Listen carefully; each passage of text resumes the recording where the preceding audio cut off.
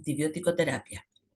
Cuando hablamos de tratamiento de las enfermedades infecciosas producidas por bacterias, probablemente con el grupo más grande de antibióticos con el que nos vamos a topar, es el más recetado también en la clínica en la actualidad, es el grupo de los beta-lactámicos. Por lo tanto, hoy vamos a hablar de beta-lactámicos. Primero, antes de hablar de grupos en particular, tenemos que poder clasificar a los antibióticos según el tipo de acción que tienen. Y para eso vamos a tener entonces tres tipos de antibióticos. Vamos a tener aquellos antibióticos que son bacteriostáticos. ¿Qué significa esto? Estos antibióticos tienen la característica de que una vez que ocurre el inóculo, o sea, está creciendo y colocamos el antibiótico, este va a dejar de reproducirse, va a dejar de crecer y va a tener una menor probabilidad de enfrentarse al medio. Pero las células van a estar presentes, es decir, las bacterias van a estar presentes y el conteo total de cuerpos bacterianos también. Luego vamos a tener los antibióticos bactericidas.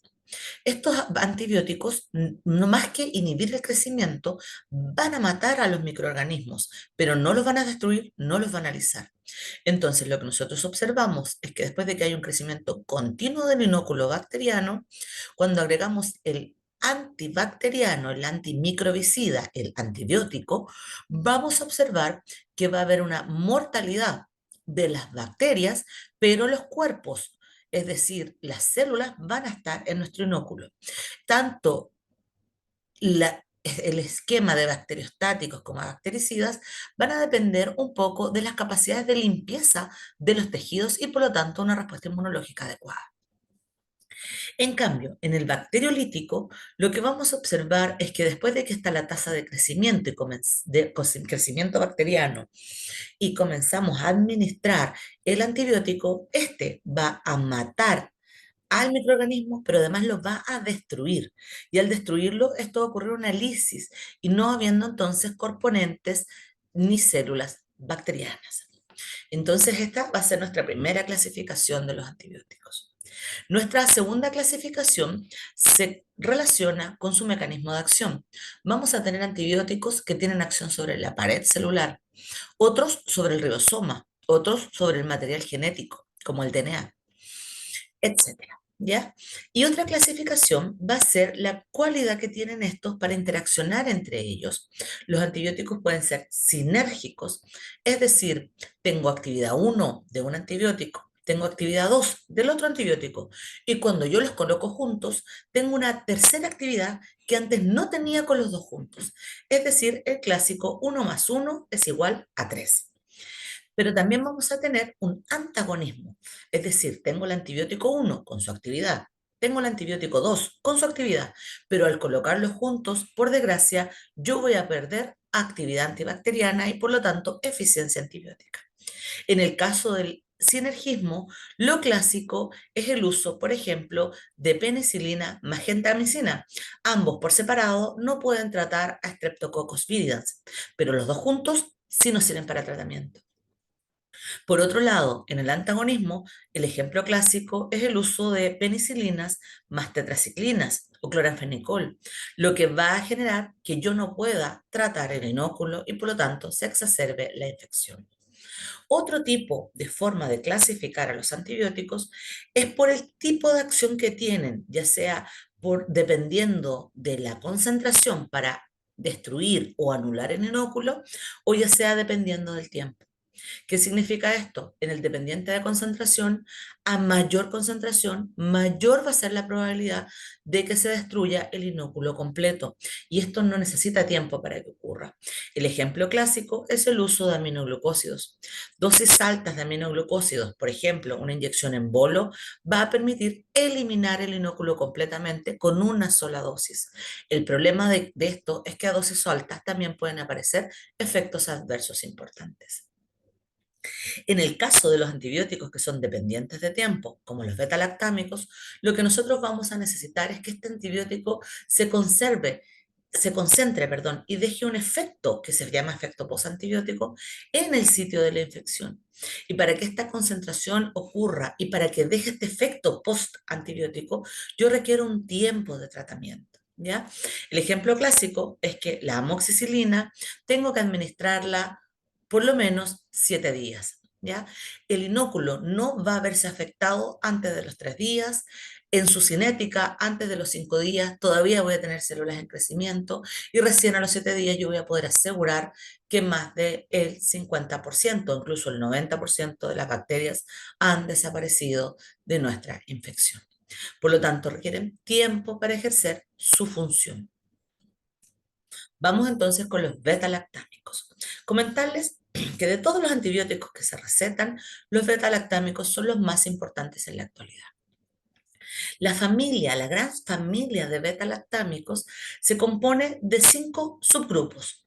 El subgrupo de las penicilinas, el subgrupo de las cefalosporinas, el subgrupo de los carbapenemes y monobactames y el subgrupo de ácido clavulánico. Yo, por asuntos técnicos, he juntado los carbapenemes y monobactames para hacer más fácil este video. Vamos entonces con las penicilinas. Antes de partir puntualmente con el nombre de algunos fármacos, comentarles cómo es el mecanismo de acción de los beta-lactámicos. Los beta-lactámicos actúan inhibiendo la biosíntesis del peptidoglicán y esta biosíntesis se va a ver afectada de manera diferente entre gram positivos y gram negativos, ya que ellos tienen diferencias claras en su tipo de peptidoglicán y de membrana externa. ¿Ya? ¿Qué es lo que hacen estos antibióticos? Se unen directamente a una proteína de unión a beta-lactámicos, ¿ya? La PBP o BPB del inglés, Beta-Lactamic Binding Protein. Esta proteína fue descubierta gracias al grupo de los beta-lactámicos. Esta proteína está en la cara externa de las bacterias y permite unirse a las penicilinas y todos los derivados penicilinoicos. Y esta proteína está encargada del crecimiento y la transpeptidación de las cadenas de N-acetilmurámico y N-acetilglucosamina, que son estos péptidos, estos glucopéptidos, que van a formar la pared celular de la bacteria. ¿Ya? Entonces, ¿qué es lo que va a hacer? Los beta-lactámicos van a inhibir la transpeptidación por unión a esta proteína PBP o BPB, van a generar entonces el bloqueo de esta transpeptidación. Eso va a provocar que la malla o el entrecruzamiento del N-acetilmurámico NAM y el N-acetilglucosamina NAG se puedan entrecruzar, por lo tanto no se va a generar una malla estable y eso va a generar la inestabilidad de la pared celular, lo cual va a permitir la activación de enzimas hidrolíticas que van a romper la pared y una bacteria ahora va a estar expuesta al medio y a todo lo hostil que está en este medio, sin su pared que la protejan y le dé la forma. Por lo tanto, van a entrar componentes dentro de la célula por este debilitamiento de la pared y va a ocurrir ruptura celular por presión osmótica. Por lo tanto, los betalactámicos son bacteriolíticos. Una cosa importante de mencionarles entonces es que los beta-lactámicos son los más eficientes al momento de limpiar un inóculo bacteriano, inhibir el crecimiento, matar a las células y destruirlas. Además, los beta-lactámicos son de muy amplia espectro de acción y son muy seguros para el paciente. Por lo tanto, tienen tales características que los hacen muy útiles para la práctica clínica. Ahora, no todo es fácil. Las bacterias van generando sistemas de resistencias. Se ha visto que algunas bacterias tienden a producir más resistencia a los beta-lactámicos. Dentro de ellos, algunos estafilococos, enterococos. El problema más grave probablemente es de la pseudomonas aeruginosa. Las pseudomonas en general son un problema grave en todos los grupos bacterianos, ya que ellas, con su evolución, han logrado resistir a muchos de los tratamientos bacterianos que usamos en la actualidad. Entonces, ¿cuáles son los mecanismos de resistencia bacteriana? Vamos a tener primero alteración de la PBP y por lo tanto la PBP no se va a poder unir al antibiótico y esto no va a poder inhibir el crecimiento o el entrecruzamiento de la pared. También se ha visto que algunas bacterias crean o alteran sus canales de porina, que son los encargados de la transmisión y movimiento del agua, y por lo tanto impiden un ingreso adecuado del antibiótico. También se ha visto que algunas bacterias generan bombas de flujo, bombas de egreso, es decir, una vez que ingresa el antibiótico, este rápidamente es enviado afuera de la bacteria. Y lo más importante que hay que reconocer es que las bacterias de manera evolutiva han generado inactivación directa del anillo beta-lactámico, que es lo que ustedes ven acá, generando beta-lactamasas. Existen más de 100 tipos diferentes de beta-lactamasas y afectan a todos los subgrupos actuales de beta-lactámicos que ustedes conocen. Además, esta beta-lactamasa está inserta en los plásmidos bacterianos, por lo tanto, es muy fácil para las bacterias transmitir la información entre grupos bacterianos y entre diferentes cepas, generando resistencias cruzadas. ¿Ya? Vamos entonces con el primer subgrupo de los betalactámicos, el grupo de las penicilinas. Las penicilinas se componen farmacológicamente por dos antibióticos, la penicilina B, cuyo uso es oral, y la penicilina G, cuyo uso es parenteral. Ambas son destruidas de manera muy eficiente por las betalactamasas y por lo tanto es el subgrupo que tiene mayor cantidad de resistencias bacterianas. Me voy a enfocar particularmente en la penicilina G, ya que la penicilina G es la más clásica que ustedes van a ver en la clínica. Es la clásica penicilina con benzatina que se coloca en los servicios públicos cuando los pacientes llegan con amigdalitis purulenta. ¿Ya? La penicilina G existe a su vez en dos formatos, intravenosa, que es de un formato cristalino o acuoso. Eso significa que una vez que se acaba el refrigerador, hay que homogeneizarla suavemente por inmersión. La penicilina intravenosa tiene una vida media de 0,8 horas y generalmente está pensada para dar en suero continuo. Por otro lado, tenemos la penicilina G intramuscular, la cual se asocia a procaína o benzatina, la cual le dan un aumento en su vida media de hasta 21 días, ¿ya? Por lo tanto, vamos a tener que la penicilina G intramuscular, una sola inyección, normalmente en el deltoides, va a proteger a su paciente por aproximadamente 21 días. Eso la hace muy eficiente para el tratamiento de las amigdalitis estreptocócicas o purulentas. Y es el gold standard de la OMS y del MinSal aquí en Chile para el tratamiento de estas patologías. Existen pacientes que no les gusta esta inyección porque al ser un cristal, esta es dolorosa, al generar un acúmulo del antibiótico para que dure varios días, esto genera una masita en el músculo y por lo tanto produce muchísimo dolor.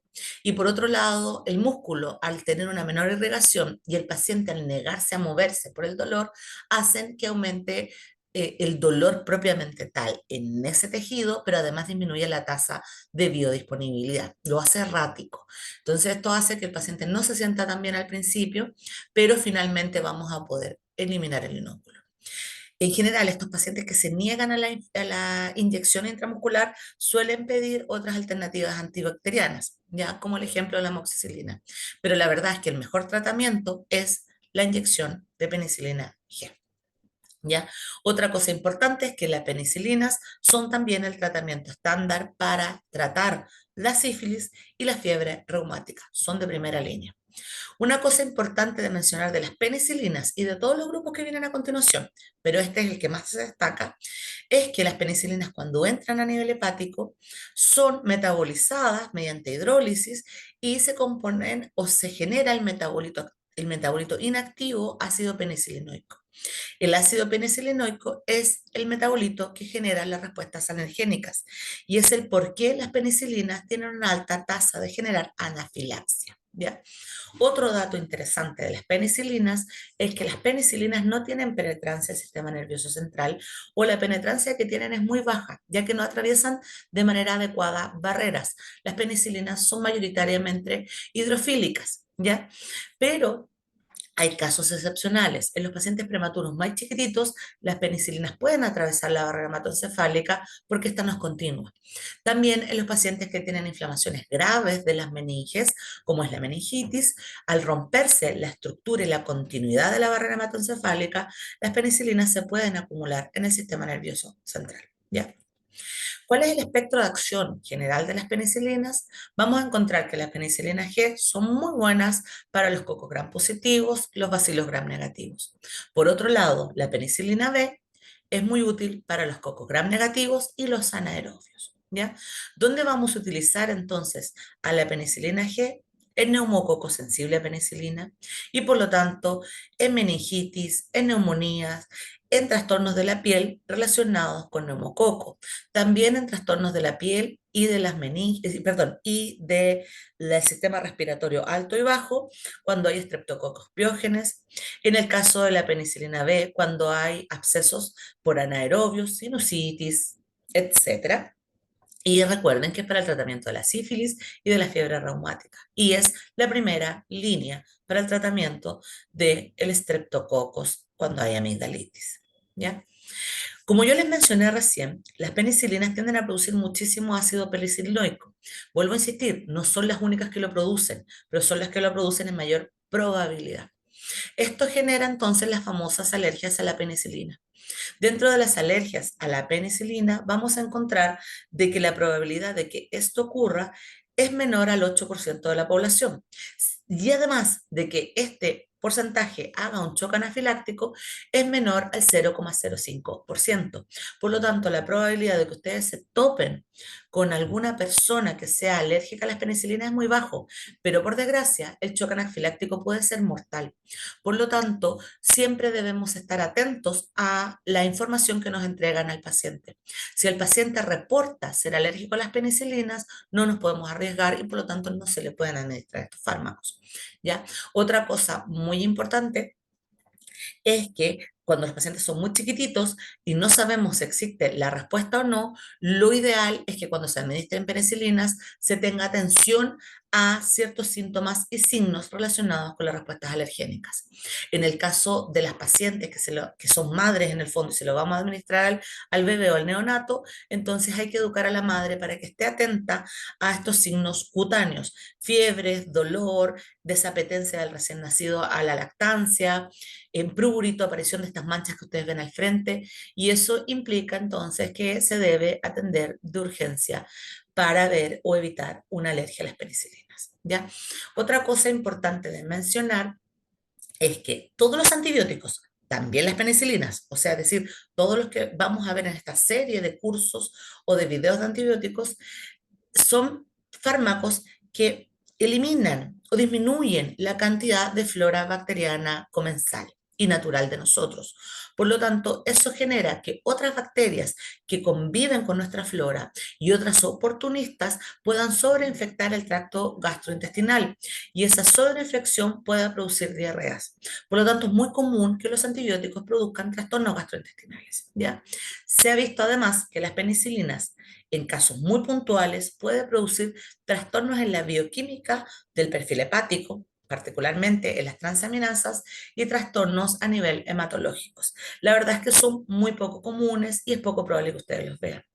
Otra cosa muy importante es que los bebés muy prematuros, cuando atraviesan la penicilina o los estos antibióticos, los beta-lactámicos al sistema nervioso central, pueden acumularse en el sistema nervioso central e interferir con el sistema fisiológico eléctrico de estos pacientes y pueden causar encefalopatías y particularmente convulsiones. Por lo tanto, hay que tener mucho cuidado con el uso de estos antibióticos en prematuros y no utilizar los ambulatorios, sino que cuando estén bajo observación hospitalaria. Sigamos. El siguiente subgrupo de los beta-lactámicos son las penicilinas antiestafilocócicas. Su nombre lo dice, sirven para tratar particularmente estafilococos que han sido resistentes a otros subgrupos. Particularmente, el único antibiótico con el cual ustedes se van a topar de este subgrupo es la cloxacilina. Se utilizan muchísimo para patologías un poco más agravadas o moderadas de Streptococcus aureus y Staphylococcus epidermidis, Streptococcus. En general, se utilizan entonces para cepas que son multiresistentes y que han probado no poder ser utilizadas con otros tipos de antibióticos, ¿ya? La coxacilina existe en formato oral, formato intravenoso y se utiliza muchísimo en meningitis, celulitis y sepsis, ¿ya? Es un medicamento para el tratamiento de la endocarditis y la artritis séptica. Siguiente subgrupo, el grupo de las aminopenicilinas. El grupo de las aminopenicilinas se compone de dos grandes fármacos, la ampicilina y la amoxicilina. Aquí el intravenoso está mal escrito. La amoxicilina es oral. La amoxicilina solo existe en formato intravenoso cuando es administrada en manera sinérgica con el ácido clavulánico. Ya vamos a ver el ácido clavulánico. ¿Ya?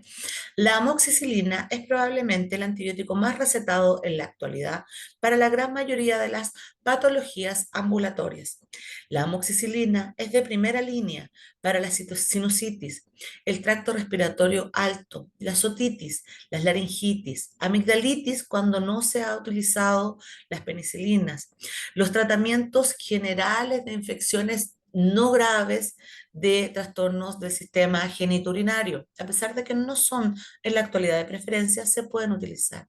Y también la amoxicilina es el fármaco para la triterapia de la erradicación del Helicobacter pylori. La triterapia se compone de amoxicilina, claritromicina y omeprazol como protector de la mucosa. Siguiente subgrupo, perdón, grupo de las antiseudomonas. En el grupo de las antiseudomonas nos vamos a topar con la piperacilina y la tircarcilina, que son los más utilizados.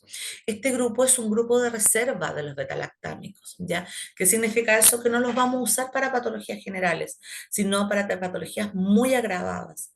En particular, yo les había mencionado que el gran problema que tenemos en los betalactámicos es la resistencia de las pseudomonas. Entonces, este grupo de antibióticos, subgrupo de antibióticos en particular, va a ser muy bueno para tratar pseudomonas.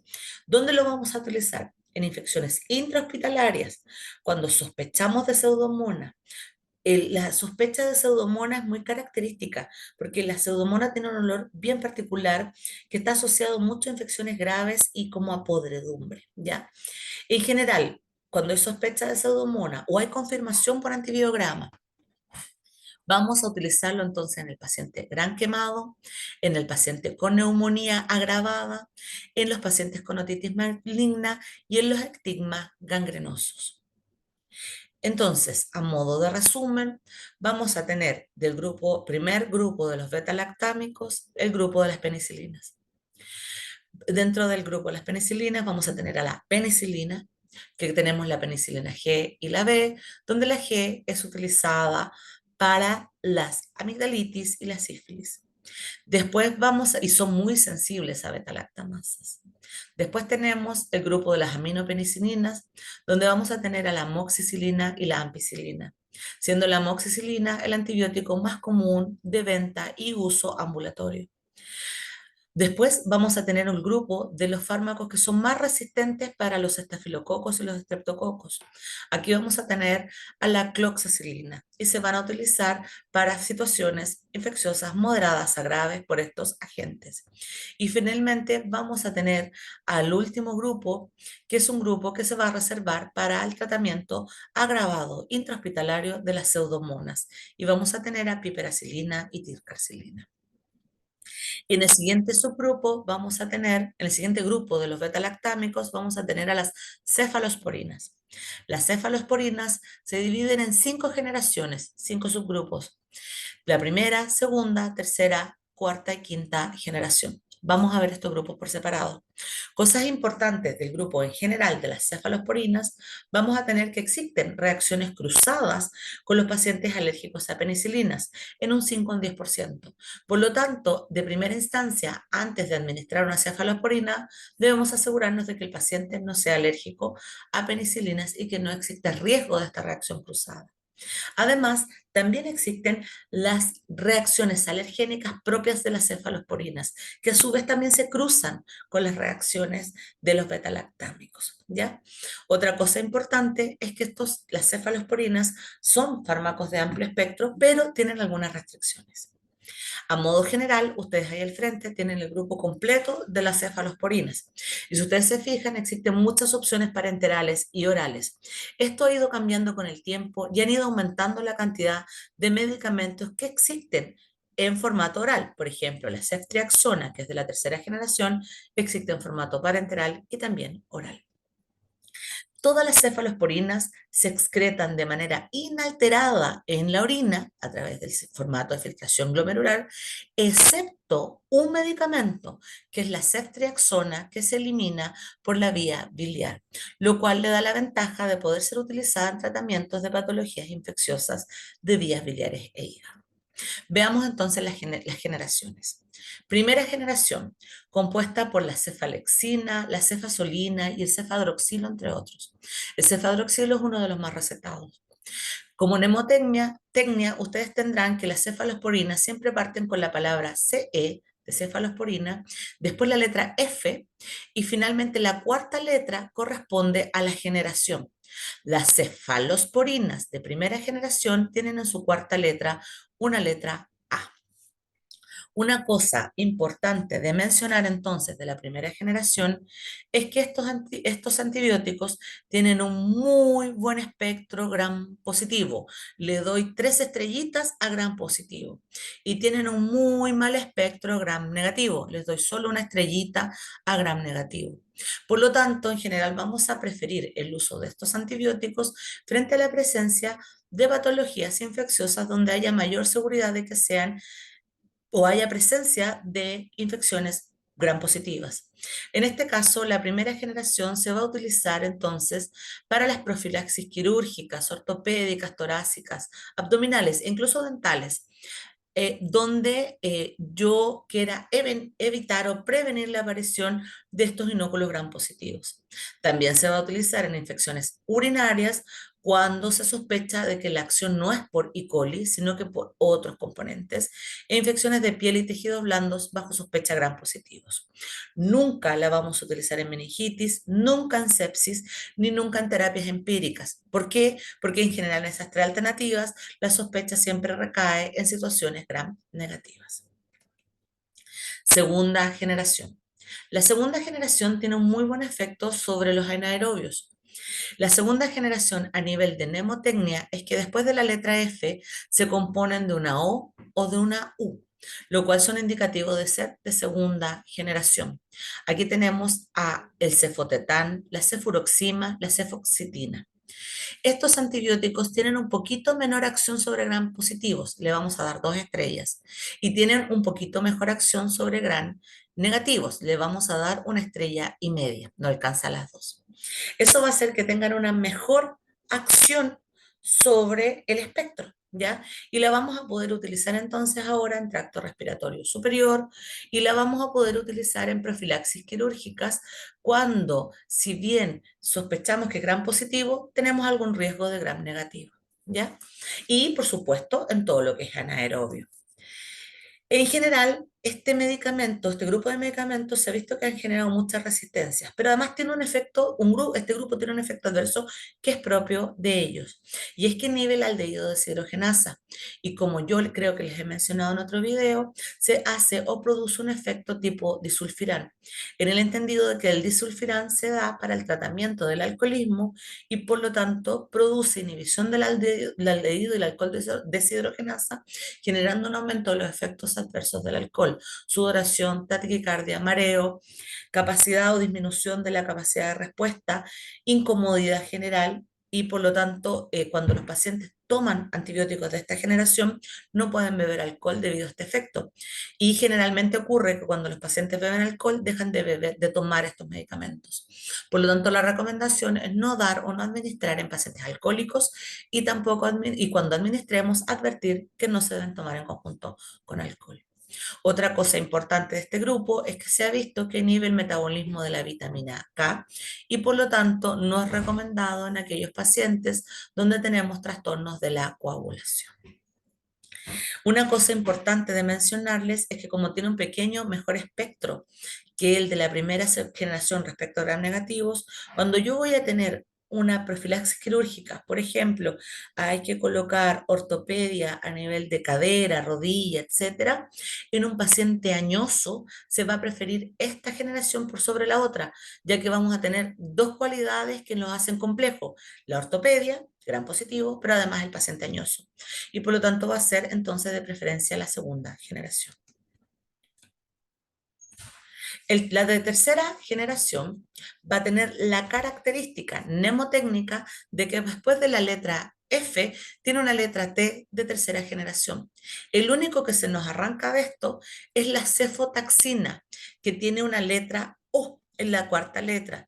Y por lo tanto se pudiese confundir, por ejemplo, con el cefotetán, que tiene una letra O en la cuarta y después una letra T. Ese es el único que uno tiene que aprenderse separado. Cefotaxina es de la tercera generación y cefotetán de la segunda.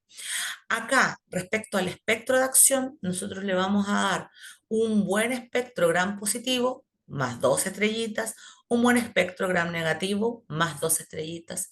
Por lo tanto, este grupo es óptimo porque tiene un espectro balanceado.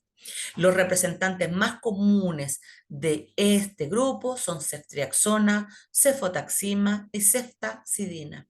Son medicamentos que por su espectro de acción van a servir para todas las patologías del tracto respiratorio alto y bajo, patologías geniturinarias, patologías pélvicas, sépticas, patologías óseas, gran quemado e incluso la ceftazidina es muy buena para tratar sepsis por pseudomonas. Por lo tanto, aquí vamos a tener un grupo que nos da un espectro muy importante, tanto ambulatorio como hospitalario. Y también mencionarles que en esta generación vamos a tener el medicamento estándar profiláctico y preventivo para infecciones intrahospitalarias. Cuando un paciente llega con una infección, lo primero que vamos a hacer entonces es la administración de ceftriaxona empíricamente, sin saber si la ceftriaxona va a ser el mejor antibiótico o no, pero debido a su espectro de acción vamos a comenzar a atacar los inóculos bacterianos, ¿ya? Una cosa importante es que debido a que han sido utilizados muchos estos medicamentos, han empezado a aparecer las resistencias a beta-lactamasa.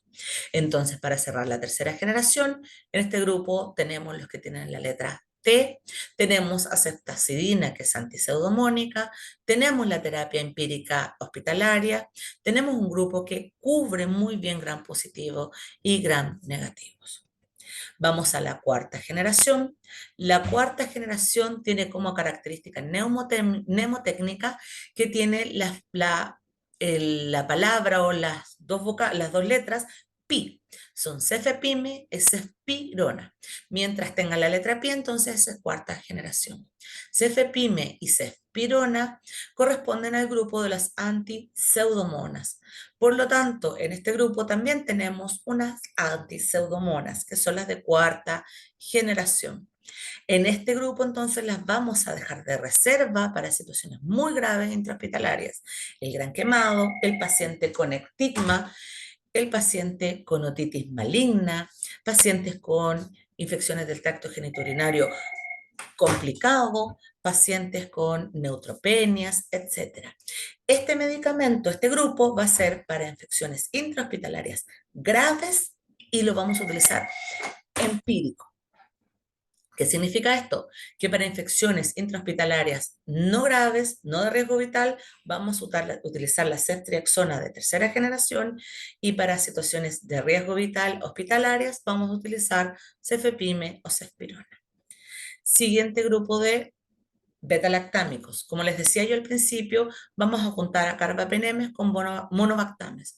Estos medicamentos en general se utilizan de manera parenteral. Mismos efectos de acción, mismos espectros vistos hasta ahora.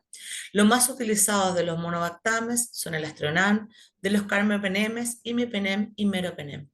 Este grupo, de manera muy rápida, se utilizan para situaciones donde hay riesgo vital Es un grupo que está reservado, es un grupo que no vamos a utilizar de manera habitual, es un grupo que no vamos a dar de primera línea.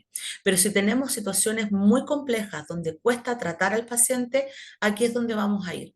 Sepsis agravadas, meningitis agravadas, neumonías agravadas, pacientes que tienen infecciones y tienen fibrosis quística, pielonefritis, peritonitis, infecciones del tracto biliar agravadas, abortos retenidos, endometriosis, etcétera. ¿Ya? Este grupo atraviesa mejor la barrera hematoencefálica y por lo tanto tenemos que tener precaución con el embarazo y con los recién nacidos, especialmente los muy prematuros, por el riesgo, como les decía yo, que se acumularan los betalactámicos en el cerebro. Cosas que hay que tener en consideración es que los neumococos suelen ser penicilinos resistentes y por lo tanto no me van a servir este grupo por muy de reserva que sea. Y lo otro es que si bien se han utilizado poco últimamente, por desgracia se han empezado a utilizar más a nivel hospitalario debido a la mayor cantidad de cepas resistentes a los otros antibióticos y por lo tanto han empezado a aparecer beta-lactamasas. Finalmente, y el quinto grupo de los beta-lactámicos es el grupo de los inhibidores de la beta-lactamasa. Estos son antibióticos porque si ustedes se fijan, tienen el anillo beta-lactámico y tenemos al ácido clavulánico y al sulbactam. Estos fármacos no tienen actividad antibiótica, ¿ya? No es que ellos vayan a generar una actividad antibiótica como tal, pero al tener este anillo beta-lactámico va a ser reconocido por las beta-lactamasas bacterianas y va a competir, ¿ya? Y va a ganar en el fondo el sitio activo de la beta-lactamasa bacteriana, inhibiendo la función de esta beta-lactamasa. Y si yo inhibo la función de la beta-lactamasa, entonces se pierde la resistencia antibiótica, lo que va a generar que el antibiótico como tal, el beta-lactámico, ahora gane su función que había perdido. Es muy común que ustedes vean el uso entonces de amoxicilina más ácido clavulánico, donde amoxicilina, al haber perdido acción producto de la resistencia, al administrarlo en conjunto con ácido clavulánico, me va a permitir volver a ganar una actividad que yo había perdido, en particular estreptococos aureus, gonorrea, pseudomonas, etcétera.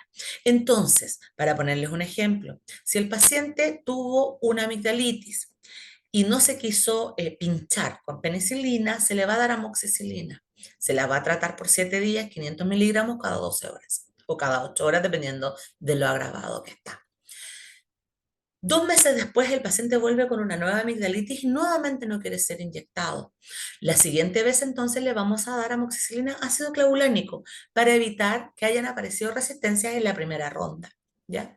Si el paciente vuelve a aparecer con otra patología faríngea, meningia o de amigdalitis, entonces lo más seguro es que tengamos que pasarnos a una cefalosporina, ¿ya? Porque es muy probable que los inóculos ya estén siendo resistentes a amoxicilina.